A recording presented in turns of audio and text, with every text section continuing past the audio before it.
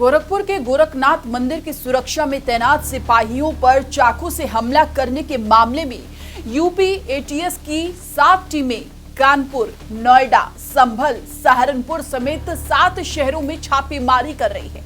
लखनऊ में भी एटीएस की टीम सुबह काकोरी इलाके में गई थी। करीब 1 दर्जन संदिग्ध लोगों को अलग अलग जिलों से पूछताछ के लिए उठाया गया।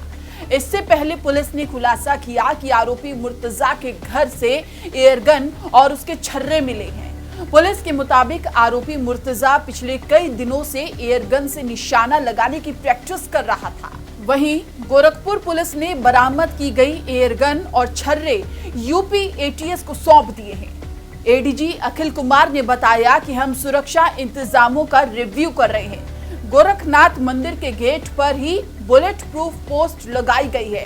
साथ ही एडीजी ने कहा कि जवानों को ट्रेनिंग दिए जाने की जरूरत है। अखिल कुमार का मानना है कि इस घटना से हमने बहुत कुछ सीखा है। इस घटना के बाद हम अपनी कमियों को दूर कर सुरक्षा व्यवस्था को चाक-चौबंद करने में लगे हैं।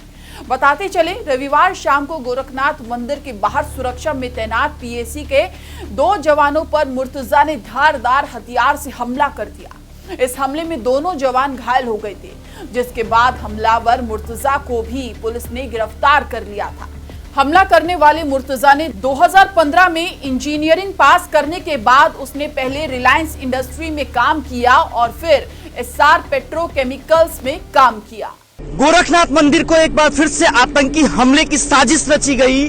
कैसे उसको दहलाया जाए, क्योंकि उत्तर प्रदेश में बीजेपी की फिर से सरकार बनी है। गोरखनाथ मंदिर कई बार आतंकी निशाने पे रहा है। कई बार इसको लेकर इंटेलिजेंस ने दावा किया है कि सुरक्षा की जो व्यवस्था है चुस्त और मुस्तैद रहे, क्योंकि जो आतंकवादी हैं, जो देश विरोधी लोग हैं, वो साजिश रच रहे हैं किस तरह से योगी सरकार को बदनाम किया जाए, किस तरह से गोरखनाथ पर हमला किया जाए, जिससे कि उत्तर प्रदेश की लॉ एंड ऑर्डर व्यवस्था ध्वस्त हो। एक बार फिर मुर्तजा अब्बासी, जो एक पढ़ा लिखा आईआईटी इंजीनियर था, वो चाकू लेकर पहुंच गया था गोरखनाथ मंदिर में, जहां उसने सुरक्षा कर्मियों पर, पुलिसकर्मियों पर हमला किया।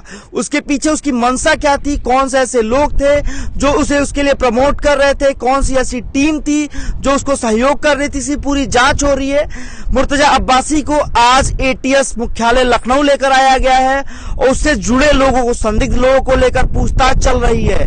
करीब 7 शहरों में एटीएस जो है छापेमारी कर रही है, जिसमें नोएडा, सहारनपुर, कानपुर, लखनऊ के काकोरी इलाकों से करीब 1 दर्जन से अधिक संदिग्ध लोगों को हिरासत में लेकर पूछताछ की जा रही है। सवाल यह उठता है कि मुर्तजा अब्बासी इतना पढ़ा लिखा होने के बावजूद भी आखिर क्या वजह थी कि इस तरह की गतिविधियों में शामिल था। कौन से ऐसे लोग थे जो ब्रेन वॉश कर रहे थे, क्योंकि हमने देखा है कि कई ऐसे संवेदनशील जगह है उत्तर प्रदेश में, चाहे वो बनारस हो, मथुरा हो, गोरखपुर हो, हमेशा से आतंकी जो लोग हैं उनके निशाने पे रहता है। तो सवाल यह उठता है कि एटीएस जब पूछताछ करेगी तो कौन से ऐसे समीकरण है निकल कर आएंगे, किनके तार जुड़े हो सकते हैं मुर्तजा अब्बासी से, उसको फंडिंग कौन कर रहा था, उसको घर में छापेमारी के दौरान एयरगन मिला है जिससे कि वो निशानेबाजी की प्रैक्टिस करता था, तो उसका पूरा विजन क्या था, उसकी मंशा क्या थी, यह आने वाला वक्त ही बताएगा। फिलहाल मुर्तजा अब्बासी को आज एटीएस मुख्यालय लखनऊ ले आया गया है।